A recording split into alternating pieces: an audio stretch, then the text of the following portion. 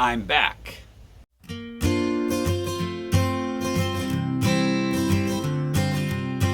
I don't think I've taken a full week off of YouTube in about a year and a half. So thank you guys for being patient. It was time well needed. We've been incredibly busy this past week. When I talked to you last Sunday, we were getting ready for our home inspection for the new house, and that went really well. There are no major things wrong with it that need to be fixed. A few miscellaneous things here and there. What's really cool about this new house, other than the acreage, is the house has fully paid off solar. So no electric bills. In fact, the current owner says they are about in the negative 400s right now that they have banked for if they ever go over. So that's kind of cool to know that we will not have any electric bills. Everything on the house is electric.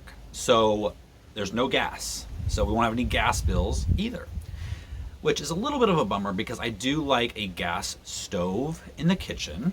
However, no gas bill, no electric bill. Maybe that'll be okay.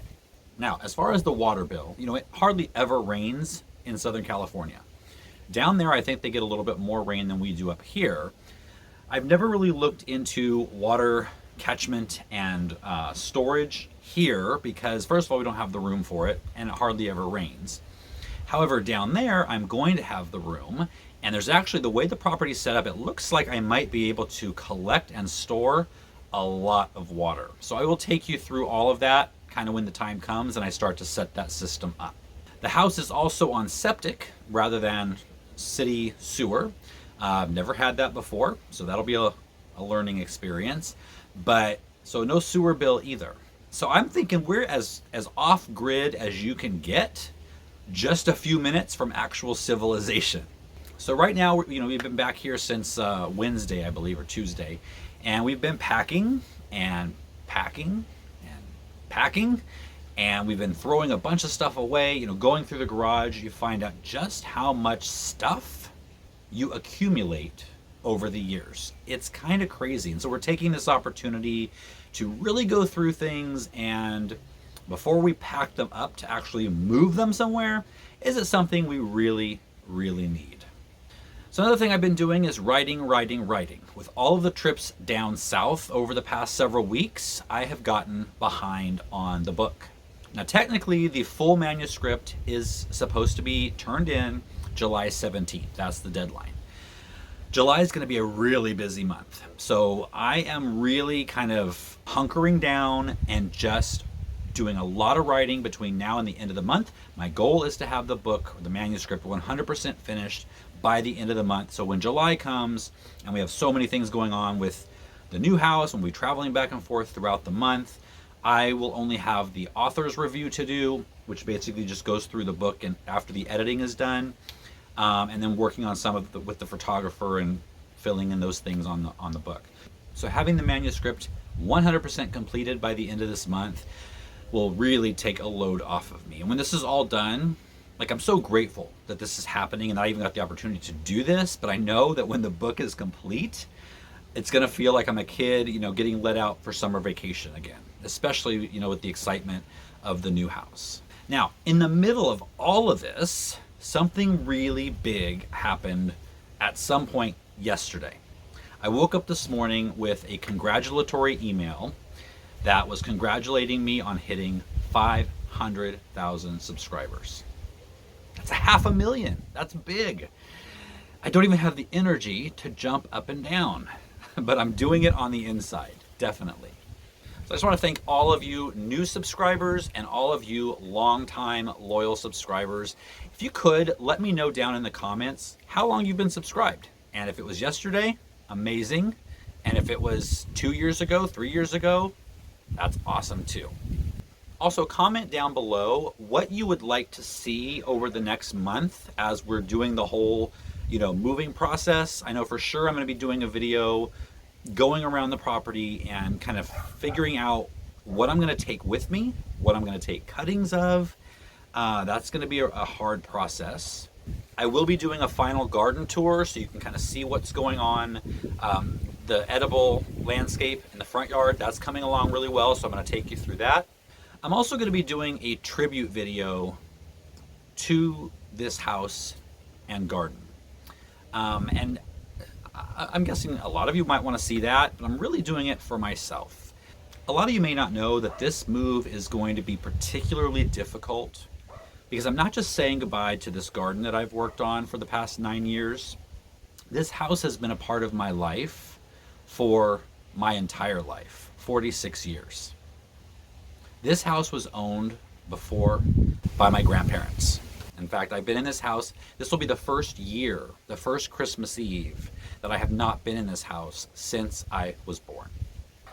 So it's not just saying goodbye to the past 9 years of living here and creating this garden space.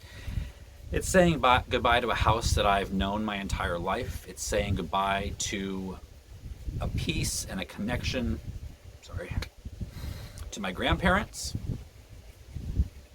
It's going to be really, really hard.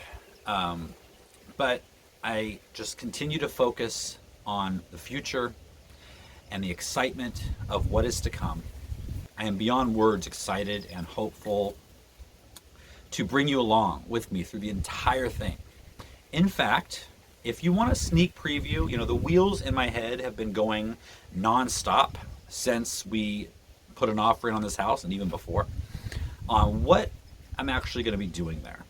And I've, given you a few little hints and different types of gardens, but if you really want to see the inner workings of my head, I've been Pinteresting like crazy. Any spare moment I have, usually before bed, I've been looking through Pinterest and just pinning or cataloging all of these ideas that match what I see in my head so that I can, make sure I remember it, have maybe a better designer's take on it.